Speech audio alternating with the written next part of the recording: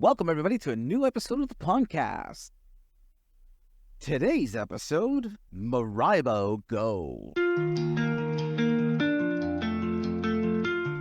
Welcome to The Deep End, our captivating discussion series where we dive into the depths of the current Pokemon news and theories and other related matters. Now, before we jump into our main topic, let's just get a brief recap here. A new game announced this week called Miraibo Go, but before we get into that, I just wanted to do a quick recap of what's going on because it is all kind of germane to the conversation that we're going to have today. Earlier this year, Pocket Pair released a game called Palworld, which exploded onto Steam, set numbers, so much so that even Nintendo took notice, and as in September, filed a lawsuit against patent infringements against Pocket Pair, the makers of Palworld. Since then, there has been an announcement by Sony that Palworld will be coming onto the PlayStation. And to add more murk to this muddy waters as it is, the makers of PUBG have also announced that they will also be making a Palworld mobile version.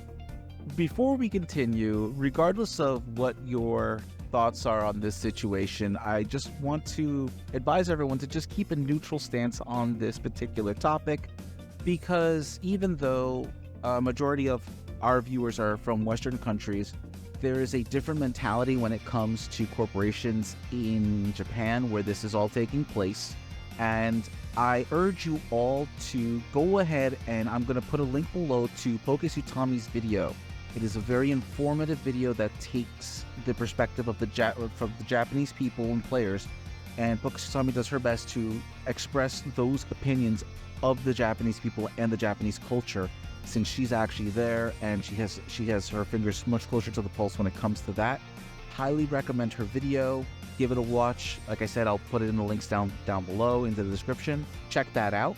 And now, without further ado, let's get into Miraibo Go. So a South Korean company by the name of Dreamcube announced this week that they will be launching a game on mobile called Miraibo Go. And the reason why I had to preface all of this information beforehand is because the minute you look at this trailer, there's going to be eyebrows raised and people going, hold up, wait a minute. Now, whether or not Nintendo will take action against Miraibo is still up in the air, since the announcement is still pretty fresh. When you view the trailer and see some of the images, there are very, very obvious similarities between the two games of Palworld and Miraibo Go. In the trailer, you will see some mechanics used which have been speculated to be the core of the litigation between Nintendo and Pocket Pair. Let's get into actually looking at some of these Miraibos, seeing what they have to offer, and just discuss this, because I'm honestly curious what everyone's opinion is on this. And please, by all means, take the opportunity, comment down below your thoughts as we're going through this video. What do you think about this and the similarities? Do you think there's going to be an issue between Nintendo and Dreamcube? Do you think that Miraibo Go will also be next in being dragged into courts? You can see on the screen, and right off the bat, you can see there's a Luke Zoroark. I think Zoroark, yeah. You've got a little chunky little bunny-looking thing that is reminiscent of Pikachu. You've got looks like a flame dog that reminds me of one of the pals. Even the bird in the background that you can barely see on the top of this page looks very, very much like a razor cloth from Palworld. And as I hover over the top of the pages, you'll see a couple of other ones that you don't normally see. And it's like, that's a sheepdog. This looks like one of the legendary Enamorous. And then, Tepig with a sombrero. These actually all are very reminiscent. The rest of the podcast members here might not remember, but Draco, my boy, Monster Rancher, the early days, the animation style, very simple but still very clean. This reminds me very much of the old Monster Rancher, Digimon, Pokemon Wars just re-emerging. Yeah, I think so. I think we're getting to a point where we're starting to steal from each other. I mean, even some of these characters here where we can clearly see where they might have taken some inspiration between Pokemon and Pocket Pair and just kind of remix things. Is that a Toxtricity elemental monkey? Yeah. Or how about the Victini fox? Pretty good. But, you know, there's the capture device, and the thing is, in Palworld, you had the Pal Spheres. These look very close to a Pokeball. Yeah, at least Nexomon back in, like, when they first were starting to get big, they had, like, the Nexomon traps that looked like those 3D triangular push pops they fed us in schools. That was getting lost. From the looks of just the static images, they're looking pretty good, pretty clean, but you can see a lot of the elements that have normally been associated with Palworld in this. Again, a lot of the designs are also similar to what Palworld did, so I mean, it's bringing a lot of questions to my head. What do we think the gameplay for Mirobis, is it called, is compared to the more survival elements of Palworld and just the general explorative elements that we have in PLA? Because I think that's where a lot of the arguments, or at least the speculations towards the lawsuit arguments, are coming into play, is more the gameplay mechanics than actual designs, whether it's because they can't go after the designs and they're just nitpicking at something or not. You know what? Since you brought it up, let's get into the actual pre-registration trailer. It's going to answer a lot of your questions. So we're going to start playing this with, you'll see that bird that looks like the Razor Claw flying in. And I mean, it's very similar to Palworld. I mean, holy crap. Maybe the character designs are unique, but these monsters are not. More cohesive than Palworld is. Like, the monsters in Palworld did not look like they fit the rest of the environments. That probably had to do with the fact that they had to rebuild from Unity onto, I think they're built on the Unreal Engine now. They literally had to rebuild the entire game from off of Unity because of the issues surrounding the Unity engine. But you start off with this bird with the trainer flying into this land, and you get your first look at these Miraibos. Winged deer, you got a bug flying through the front, you got a gecko lizard, a teddy bear that's about to haul butt, brachiosaur. That was definitely a tear. Right? I saw like a bigger Meganium looking thing too. Yeah. And then you've got your, not Seadramons.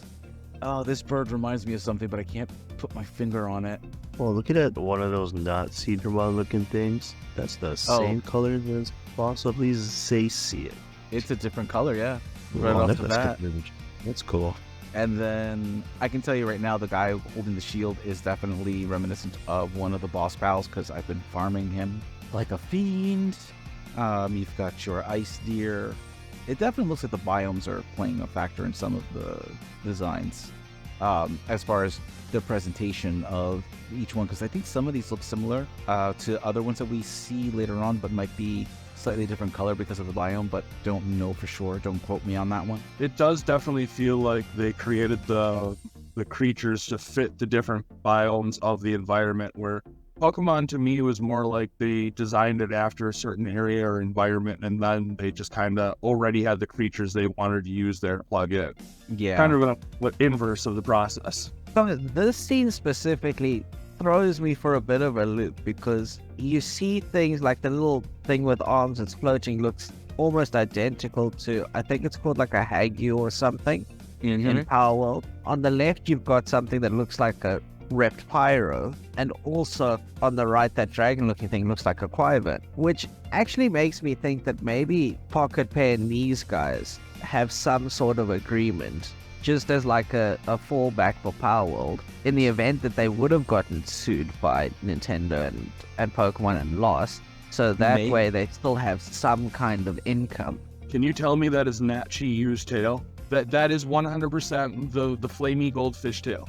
No, without a doubt, that is. And that's Charmander in the back. The bug that's sitting in the front, the flame bug. Yeah, they just put a bug inside of a fish head. Well, I was thinking that was not Volcarona. In concept, yeah. But the dragon back there is just the two Gen 1 Pokemon dragons fused together. That's what happens when Charizard and Dragonite just kiss. Well, there's two different ones.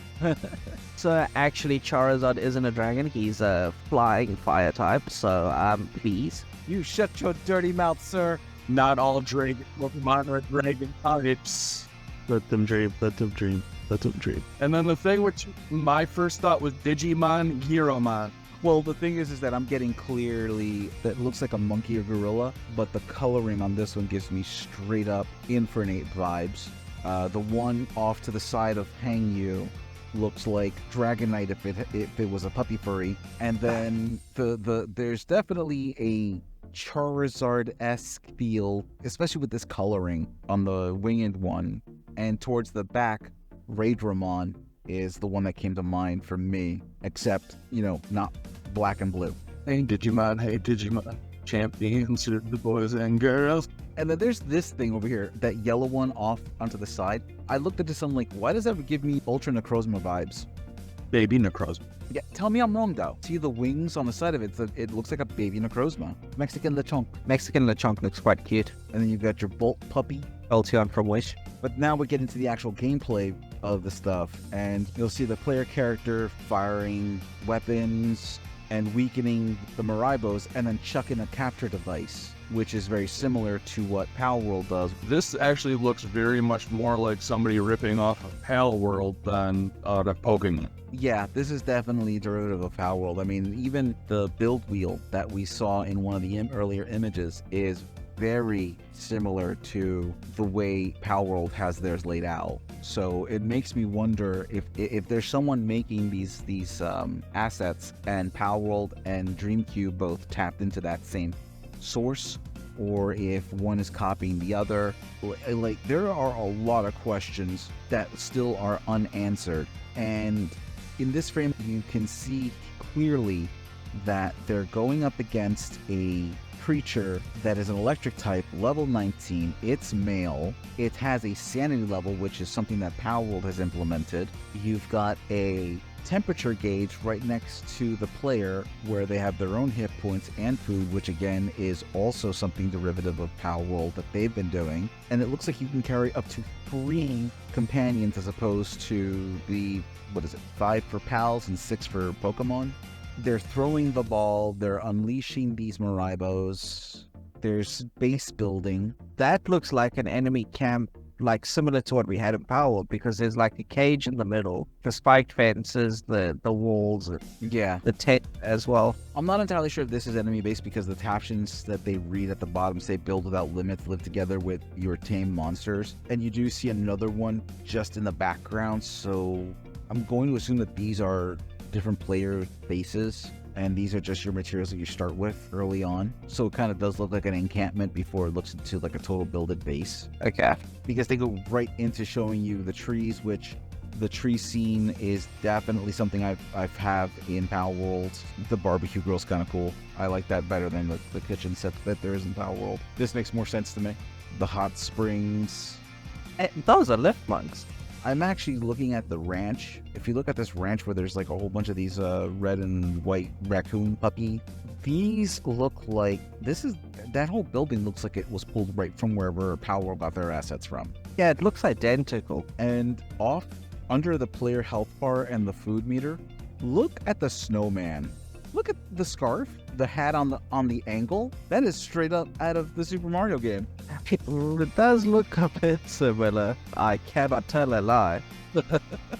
That would be a ballsy move. Put the Super Mario snowman in it. Yeah, right. The machine guns and sandbags also look identical to the ones in Palworld. Yeah. Maybe they put that snowman in there as just a straight, like, come and get us, Nintendo. Personally, I would not do that with Nintendo because they will fully come for you. Yeah. And then, of course, it looks like you've got boss battles for raids, which is kind of cool. I've also got the Lightning Cloud Lady. But look at the back end. That's that one that we saw earlier that I said looks like Ultra Necrozma with the wings. Also kind of looks a bit like Steamgler with the long hand, like the way the face sort of looks from the side. Yeah. Those balls are straight up derivative balls. They look like different colored prison balls from the first movie. Oh yeah, no, 100%. When I first saw this, I actually thought that Rhino thing was a Mammorest, because you never really see it from the front. You almost always see it from the back. And look at these guys. Fat Furret, Takatacos, Funny Squirtle. That looks so cool. I cannot tell a lie. No, just take the 3D model of Squirtle, but stretch the Eevee skin over it. See, even that capture screen looks exactly like Palworld. Yeah, it totally does. Yay, Korean Palworld. And so, yeah, like we watched the trailer, and it looks pretty. Don't get me wrong, this looks really pretty. I'm pretty sure they're trying to ride on the coattails of Palworld, but there's a lot of questionable ideas, because here's the problem I'm having.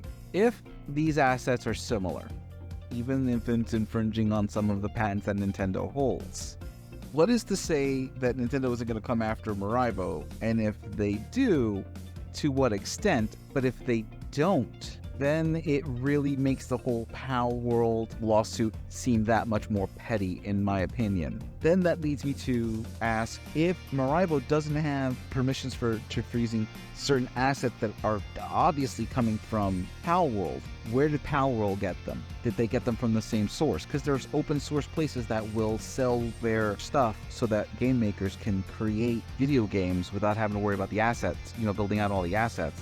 But like even the towers that you're seeing in the background, even that's something that's straight up out of Palworld. So it just really makes me wonder how much of one is in the other, Although I do see your point, or my personal opinion is that Palworld has a stake in this. Because in my mind, there is no way that you can have creatures and other assets like your capture screen, all of that, be a blatant ripoff and make a game this good and not like one of those other bad-looking clones that are just a cash grab, and not expect it taken down, because it does look like there's a lot of effort put into this. There are definitely signs that some stuff was done and some things are added. It's just until we get more information, it's going to be really tough to figure out where this game is going. And it's on the App Store, it's on Apple App Store, it's on the Google Play, and there's even a PC platform pre-reg that you can sign up for. I guess it might be coming to Steam or Epic or someone. Yeah, there's so many questions. Like even in the background, you see the statue of one of the Miraibos, I'm going to assume, and that's definitely a derivative of a few things that are in Palworld. You can see the tower clearly in the back with the light emanating from the top, which is again a Palworld thing that they've done. Obviously not the first person to do it, but they've been the most recent one, especially linked to the controversy that's in hand. I'm kind of wondering where this is going to go, and I'm actually going to keep an eye on it to keep track of how this is going to play out, because the big difference is between Palworld and Dreamcube is that Palworld or Pocket Pair is in Japan, where Nintendo is based out of. I don't know how this will play out with this being in South Korea. So you may have a point, Chase, where you're saying that Pocket Pair may have a hand in this creation, but that begs the question: if they do have a hand in this creation, why are they teaming up with the PUBG guys? That is an interesting point, one that I do not have any kind of potential answer to. What if this Miraibo company, or this company that's doing Miraibo, is actually wanting to work with Nintendo? So Nintendo is trying to win it so that Miraibo can be okay with whatever they're doing.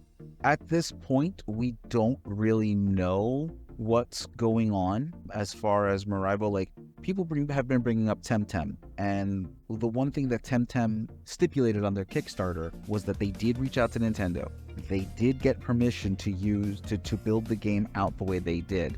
That's what kind of get them the clear to be where they're at. However, we know next to nothing about Miraibo Go or the company Dreamcube at this point in time, because I'm clicking at their About Us, their Contact Us, and they're just leading me to different places. They're asking for an email on the About Us, which should be information about their game, their companies. I'm not getting any of that. I tried looking them up online. I'm not getting very much other than the fact that they're a South Korean-based company. There's a lot of questions surrounding this game, between the art style, the gameplay, the company as a whole. There's just so many unanswered questions. But the fact that they announced just last week, amidst the whole Pocket Pair Nintendo litigation thing, and these guys obviously pulling assets from Nintendo and from Pocket Pair, it's just, to me, it's throwing up a whole bunch of, hold up, wait a second, what's going on here? Why are we seeing this now? Like, who would be brazen enough to drop this game at this time? It definitely looks like a combination of Genshin and Palworld. I'm definitely going to be giving it a try when it comes out just to see what it's about and how much more similarity between the two I can find. Other than that, it'll be interesting to see what happens to them.